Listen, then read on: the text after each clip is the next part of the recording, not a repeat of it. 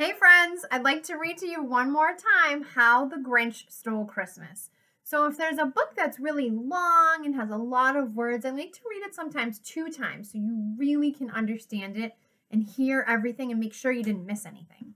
So I'm going to read this one more time, How the Grinch Stole Christmas. I've got my next Grinch shirt on for today, ready to go. How the Grinch Stole Christmas. Here we go.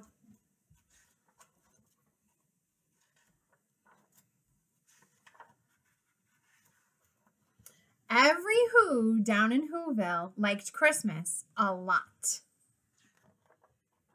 But the Grinch, who lived just north of Whoville, did not.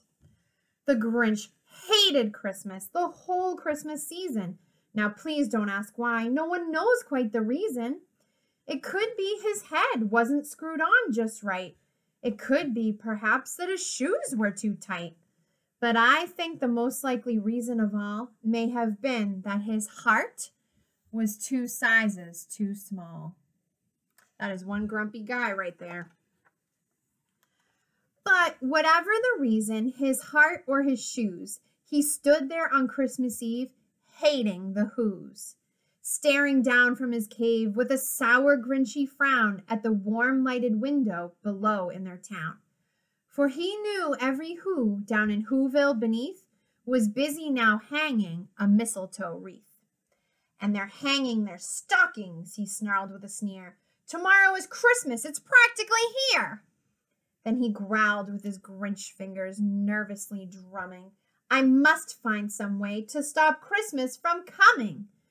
For tomorrow, he knew, all the Who girls and boys would wake bright and early. They'd rush for their toys. And then, oh, the noise, noise. That's one thing he hated, the noise.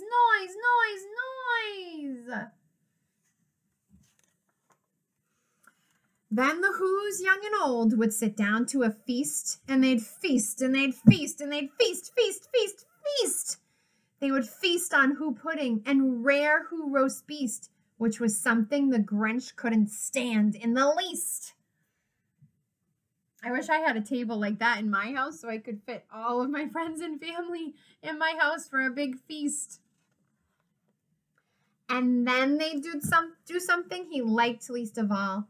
All the Whos down in Whoville, the tall and the small, would stand close together with Christmas bells ringing. They'd stand hand in hand, and the Whos would start singing. And they'd sing, and they'd sing, and they'd sing. And the more the Grinch thought of this Who Christmas sing, the more the Grinch thought, I must stop this whole thing. Why, for 53 years I've put up with it now. I must stop this Christmas from coming. But how?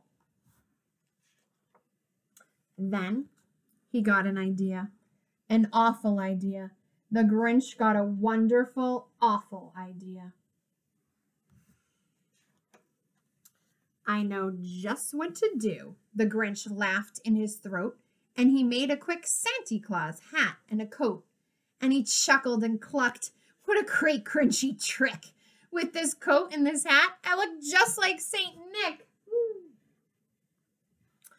All I need is a reindeer. The Grinch looked around, but since reindeer are scarce, there were none to be found. Did that stop the old Grinch? No. The Grinch simply said, if I can't find a reindeer, I'll make one instead. So he called his dog Max, then he took some red thread and he tied a big horn on the top of his head. Gosh, poor Max. And then he loaded some bags and some old empty sacks on a ramshackle sleigh, and he hitched up old Max. Oh my goodness. Max is just a little dog. Then the Grinch said, giddy up, and the sleigh started down toward the homes where the Whos lay a snooze in their town. So this was in the nighttime when all the Whos were sleeping. All their windows were dark, quiet snow filled the air. All the Whos were all dreaming sweet dreams without care when he came to the first little house on the square. This is stop number 1, the old Grinchy Claus hissed, and he climbed to the roof, empty bags in his fist. Then he slid down the chimney, a rather tight pinch, but if Santa could do it, then so could the Grinch. He got stuck only once, for a moment or two, then he stuck his head out of the fireplace flue, where the little Who stockings all hung in a row. These stockings, he grinned, are the first things to go.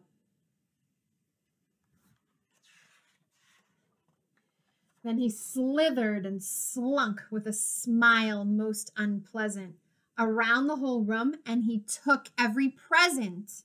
Pop guns and bicycles, roller skates, drums, checkerboards, tricycles, popcorn, and plums. And he stuffed them in bags. Then the Grinch, very nimbly, stuffed all the bags one by one up the chimbley. He's a mean one, that Mr. Grinch. Then he slunk to the icebox. He took the Who's feast. He took the Who pudding. He took the roast beast. He cleaned out that icebox as quick as a flash. Why, that Grinch even took their last can of Who hash. Then he stuffed all the food up the chimney with glee. And now, grinned the Grinch, I will stuff up the tree. And the Grinch grabbed the tree, and he started to shove when he heard a small sound like the coo of a dove. He turned around fast, and he saw a small Who, little Cindy Lou who was not more than 2. Look how tiny she is. The Grinch had been caught by this tiny Who daughter, who'd got out of bed for a cup of cold water. She stared at the Grinch and said, Santa Claus, why? Why are you taking our Christmas tree? Why?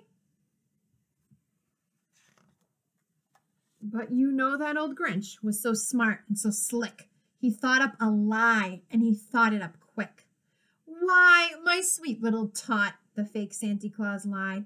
There's a light on this tree that won't light on one side, so I'm taking it home to my workshop, my dear. I'll fix it up there, then I'll bring it back here. And his fib fooled the child. Then he patted her head, and he got her a drink, and he sent her to bed. And when Cindy Lou Who went to bed with her cup, he went to the chimney, and he stuffed the tree up.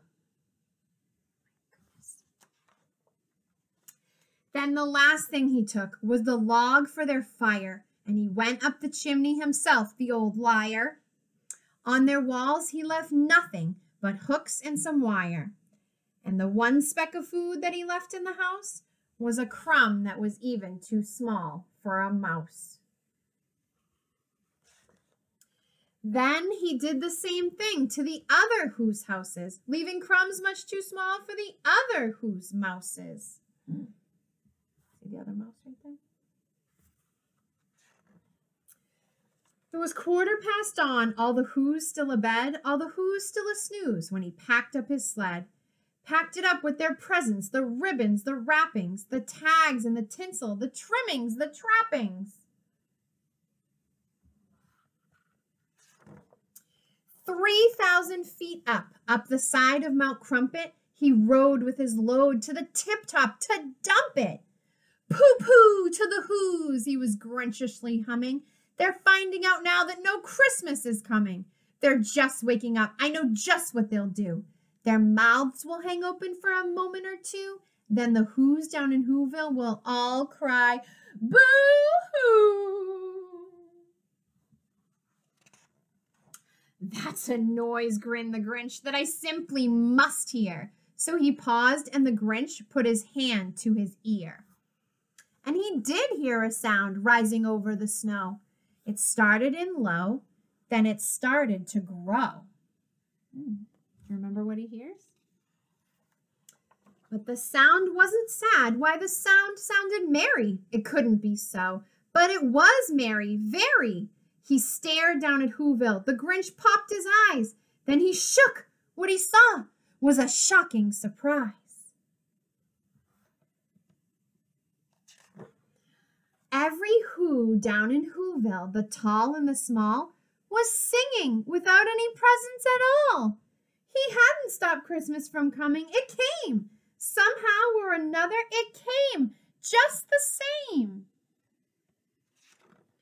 And the Grinch, with his Grinch feet ice cold in the snow, stood puzzling and puzzling. How could it be so? It came without ribbons. It came without tags. It came without packages, boxes, or bags. And he puzzled 3 hours till his puzzler was sore. Then the Grinch thought of something he hadn't before. Maybe Christmas, he thought, doesn't come from a store. Maybe Christmas, perhaps, means a little bit more. And what happened then? Well, in Whoville, they say that the Grinch's small heart grew 3 sizes that day. And the minute his heart didn't feel quite so tight, he whizzed with his load through the bright morning light. And he brought back the toys and the food for the feast. Here he goes. And he himself, the Grinch, carved the roast beast. What a happy ending. I love reading this story, and I'm so glad that you listened to it a second time with me. I love the meaning of the story, that Christmas is really, really, really about being with your family and the people you love. It's not about the presents and the decorations and all of that other stuff. It's about the people you love, and the Who's definitely knew that.